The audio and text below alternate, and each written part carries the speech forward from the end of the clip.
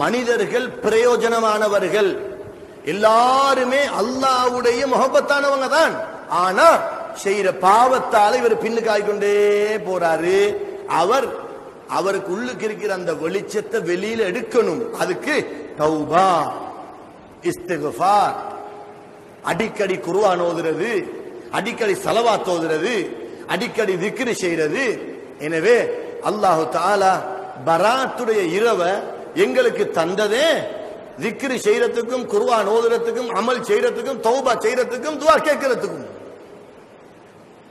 பராத்து இரவை நாம் எப்படி அமல் செய்யறது, எந்த மாதிரி அமல் செய்யறது, எந்த அமைப்புல செய்யறது? அல்லாஹ் என்ன சொல்றான்? முதலாம் வானத்துக்கு அவனுடைய ரஹமத்து, அவன் குதிரத்தை இறக்கி அல்லாஹ் என்ன சொல்றான்? உங்கள யாராவது இஸ்திக்பார் செய்றவங்க இருக்கிறீங்களா? அந்த இஸ்திக்பாரை நான் ஏற்றுக்கொள்கிறேன், பாவத்தை மன்னிக்கிறேன், பிழையை பொறுக்கிறேன், பிழையை பொறுத்ததன் பின்பு உங்களோட தேவைகளை தருகிறேன் என்ற அர்த்தத்தில் அடுத்த கேள்வியாக அல்லாஹ் கேட்கிறான், உங்கள யாராவது ரிஸ்க் விஸ்தீரணத்தை கேட்கிறவங்க இருக்கிறீங்களா? ரிஸ்க் என்று சொன்னா எல்லாரும் நினைச்சு நினைக்கிறேன் நல்லா பௌர்ணரே தின்றதுதான் ரிஸ்க் என்று. ரிஸ்க்கு விளக்கம் என்ன தெரியுமா? தின்றது, வீடு, மனைவி, மக்கள், பிள்ளப்பாக்கியம், வீடு, வசதி, கடன் இல்லாமல் வாழ்வது, சந்தோஷமாக வாழ்வது, நோய் இல்லாம வாழ்வது, பரக்கத்தோட வாழ்வது, ஹயாத்து நீளமாக வாழ்வது, எல்லாத்துக்கும் பெயர் தான் ரிஸ்க். ரிஸ்க விஸ்தீரணமாக்குறேன்னு சொன்னா இன்றைக்கு ஒரு சாதம் தின்றவர் நாளை 2 சாதம் தின்ன போறாரோ? இன்றைக்கு ஒரு பிளேட் தின்றவர் நாளை 2 பிளேட். ரிஸ்க் விஸ்தீரணம். ரிஸ்க் விஸ்தீரணம் என்றா இதுதான். எல்லாம் கல்பு சந்தோஷம், மன நிம்மதி, ராஹத்து. டென்ஷன் உள்ளவருக்கு தான் டென்ஷன் கெடுதி தெரியும். டென்ஷனே இல்லாதவருக்கு என்னன்னு தெரியும். இந்த மாதிரி சிந்தனை பார்த்தாலும் பண்ணிக்கிறார், அவர்கிட்ட கஷ்டம் அவருக்கே தெரியும், அவர்கிட்ட பிரச்சனை அவருக்கே தெரியும். கை இல்லாதவர்களுக்கு தான் கையில பெறுமதி தெரியும், கண் தெரியாதவர்களுக்கு தான் கண்ணட பெறுமதி தெரியும், ஜெயில போய் இருந்துட்டு வந்தவருக்கு தான் அதுல அவாபு வேதனை தண்டனை தெரியும். ஒண்ணுமே தெரியாத மாசம் இருந்துட்டு வரதான் சும்மா சொல்லுவார், வைத்து இருந்துட்டு ஒரு நாள் வந்தவருக்கு வருது.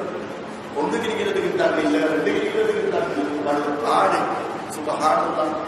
எனவே நாம பிரச்சனைகளை எதற்கு தெரியாம தடமாறிக்கொண்டிருக்கிறோம். அல்ல 2வதாக கேட்கிறான், உங்கள யாருக்கு அவர் ரிஸ்க் விஸ்தீரணம் இருக்கிறா கேளுங்க, நான் தருகிறேன். 3வதாக அல்லாஹ் கேட்கிறான், உங்கள யாராவது துஆ கேட்பவர்கள், பிரச்சனை உள்ளவர்கள், பலாய் முசீபத் உள்ளவர்கள், சிக்கல் உள்ளவர்கள், தேவை உள்ளவர்கள், கஷ்டவாளிகள், கடனாளிகள் இருக்கிறீங்களா? எனக்கிட்ட கேளுங்க, இன்றிரவே நான் உங்களுக்கு தருகிறேன் என்று அல்லாஹ் சொல்லிக்கொண்டே இருக்கிறான். வரையில லைலத்துல் கத்ர் இரவு சிறந்ததா, பராத் இரவு சிறந்ததா என்று யோசிக்கிற அளவுக்கு 2 இரவும் ஒன்று கொண்டு காம்படிஷனா இருக்குது. லைலத்துல் கத்ர் இரவு சிறந்ததா, பராத் இரவு சிறந்ததா? 2மே சிறந்ததுதான். அதுல எது ஆக சிறந்தது என்று கேட்டா சில இமாம்கள் அது மௌனமா இருக்க சொல்றாங்க. ஏன் தெரியுமா? 2மே பவரானது, 2மே அல்லாஹ்வுடைய விருப்பத்திற்குரியது, 2மே மக்களை அல்லாஹ் நெருக்கிறதுக்கு கொண்டு வந்து தந்த இரவு அது. பராத்துக்கு ஒரு நோம்பே இருக்குது. சும்மா தர்ஜமத்துல் குர்ஆனை பார்த்துட்டு பராத் நோம்பு இல்ல, அது கூடாது. குர்ஆன்ல ஆல இம்ரான்ல 410வது ஆயத்து ஷிர்கு, குர்ஆன்ல சூரத்துல் பக்கரால 2ஆம் ஆயத்து பித்அத்.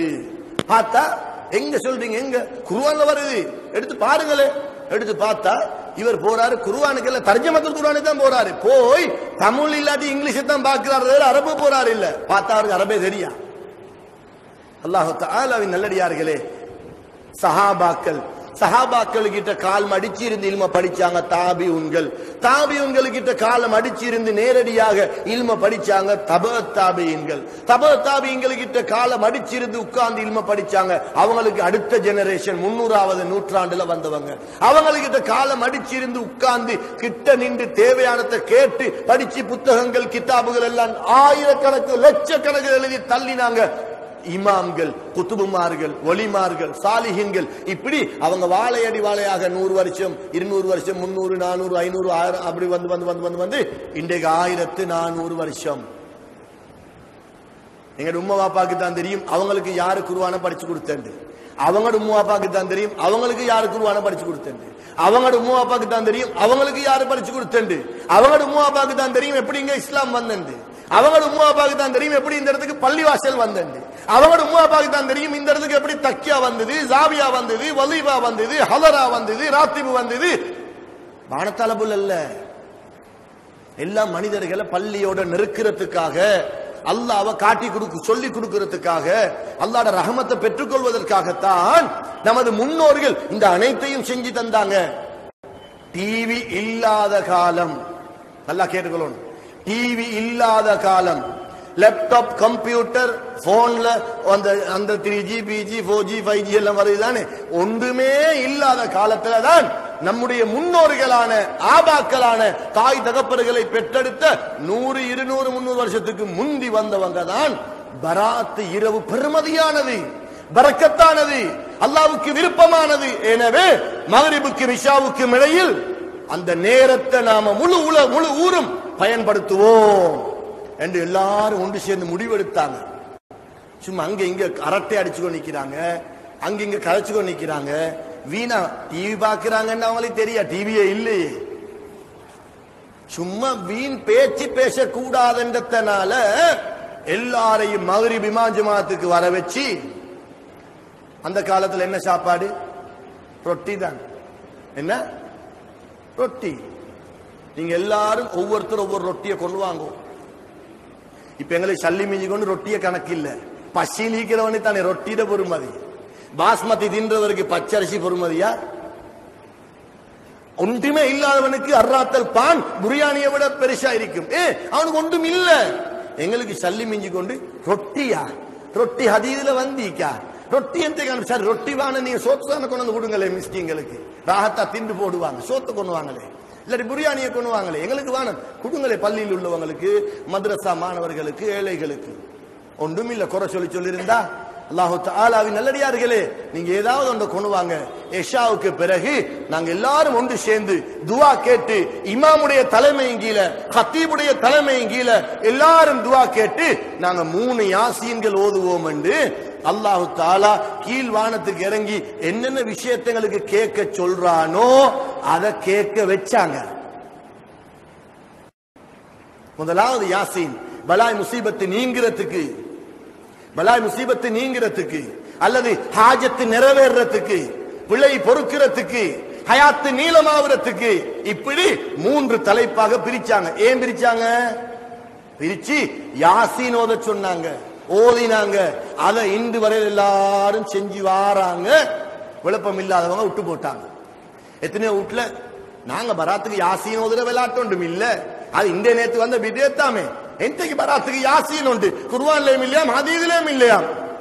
கேட்ன திறந்து எட்டி பார்த்தா 7 மணி நாடகத்தில் ஏற்பட்டு வச்சு நாடகம் பாக்குறாங்க.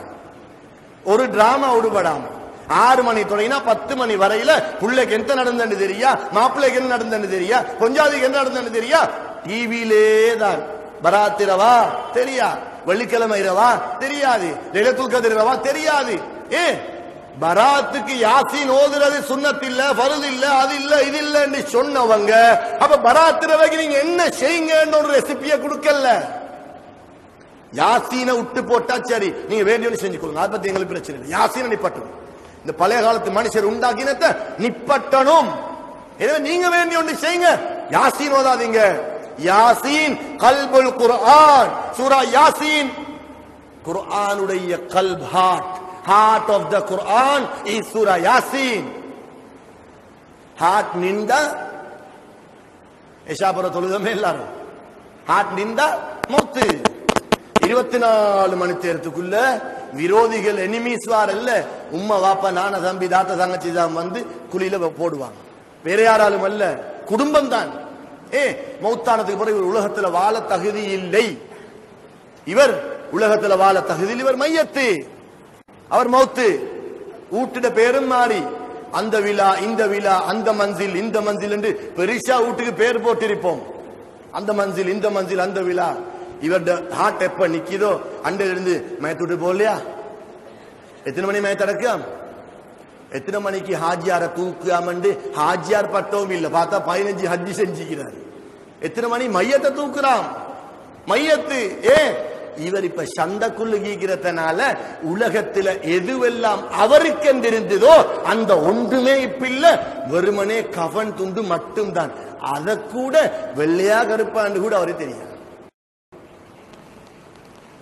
மையத்து, வெறும் மையத்து. எனவே சூரா யாசீன் கல்புல் குர்ஆன், குர்ஆனுடைய ஹார்ட், குர்ஆனுடைய உயிர். யாசீன் இல்லை என்றால் குர்ஆனுக்கு உயிர் இல்லை. எனவேதான் சூரா யாசீனை யாராவது ஒரு தடவை ஓதினால் 10 குர்ஆனை ஓதி தமாம் செஞ்ச நன்மை அல்லாஹ் கொடுக்கிறான். ஒரு தடவை யாசீன் ஓதினார். ஜம்சம் தண்ணி, சூரா யாசீன், இந்த ரெண்டுக்கும் நிறைய கனெக்ஷன் இருக்கு. மாஉ ஜம்சம் லிமா ஷுரிப லஹு ஸல்லல்லாஹு அலைஹி வஸல்லம் சொன்னாங்க, ஜம்சம் தண்ணிய எந்த நோக்கத்தோட எந்த துஆவை மனசுல வச்சுக்கொண்டு குடிக்கிறாரோ அந்த நோக்கம் நிறைவேறும், அந்த துஆ கபூலாகும். இது ஜம்சமுடைய சிறப்பு.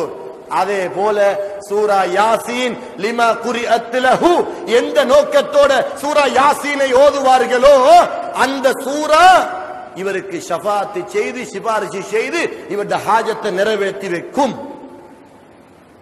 யாசீன் என்று சொன்ன அப்படி ஒரு வெறுப்பு இன்றைக்கு முஸ்லிம்களுக்கு. யாசீனா, மையத்தூட்ல யாசீன் ஓதுற, கபரடியில யாசீன் ஓதுற, யாசீன்ல என்ன இருக்குது? ஏன் இந்த யாசீனை நிப்பட்டோனும்? ஏன் குர்ஆனுடைய உயிரை வாங்க முற்படுகிறோம்? யஹூதி நசாராக்களும் அல்ல, காபிர்களும் அல்ல, முஸ்லிம்கள். எனவே இந்த சூரா யாசீன மக்ரிபுக்கும் இஷாவுக்கும் இடையில, இஷாவுக்கு முந்திய 3 நோக்கத்தோட 3 ஹாஜத்துகளோட ஓதிவிட்டு, இப்ப 30-40 வருஷமா 4வது யாசீனே இல்ல. ஆனா 50 வருஷத்துக்கு முந்தி 4 யாசீன் இருந்தது. 4வது யாசீன் யாருக்கு தெரியுமா? இந்த பள்ளி வாசல கட்டுறதுக்கு ஊடா காலடி வச்சு வச்சு மலைக்கு நலஞ்சி வெயிலுக்கு காஞ்சி கலெக்ஷன் போயிருப்பார் ஒரு மனுஷன். இந்த பள்ளிவாசல் வாரத்துக்கு காரணமாக காணிய கொடுத்திருப்பார் ஒரு மனுஷன். இந்த பள்ளிவாசலுக்கு 10 கடல் கொடுத்திருப்பாரு, 2 சிமெண்ட் பேக் கொடுத்திருப்பாரு. இந்த பள்ளிவாசல்ல ஓதி கொடுத்திருப்பாங்க ஒரு 15-20 உலமாக்கள். அதே போல 15-20 முஅத்தின்கள். இவங்க எல்லாரும் இன்றைக்கு கபர்ல இருக்கிறாங்க. எப்படி தெரியுமா?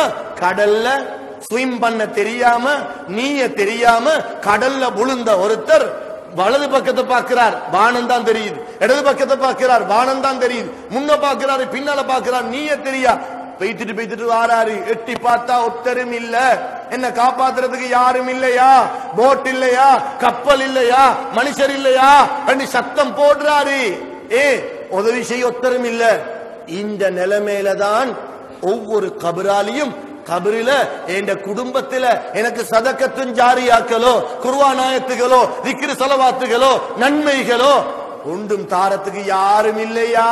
எனக்கு இப்ப ஒரு சுப்ஹானல்லாஹ் சொல்ல முடியாது, சூரத்துல் ஃபாத்திஹா ஓத முடியாது, 2 ரக்காத்து தொழ முடியாது, ஒரு நோன்பு பிடிக்க முடியாது. தெரிஞ்சும் நான் வீணாக்கிட்டேனே, யாராவது எனக்கு அனுப்ப மாட்டாங்களா, என்ன காப்பாற்ற மாட்டாங்களா என்று எங்கட குடும்பத்துல மௌத்தா போன கபராளிகள் நீய தெரியாம, ஸ்விம் பண்ண தெரியாம கடல் எப்படி ஒருத்தர் தத்தளிக்கிறாரோ அதே போலதான் அவங்க கபரில எதிர்பார்த்து கொண்டு நிக்கிறாங்க.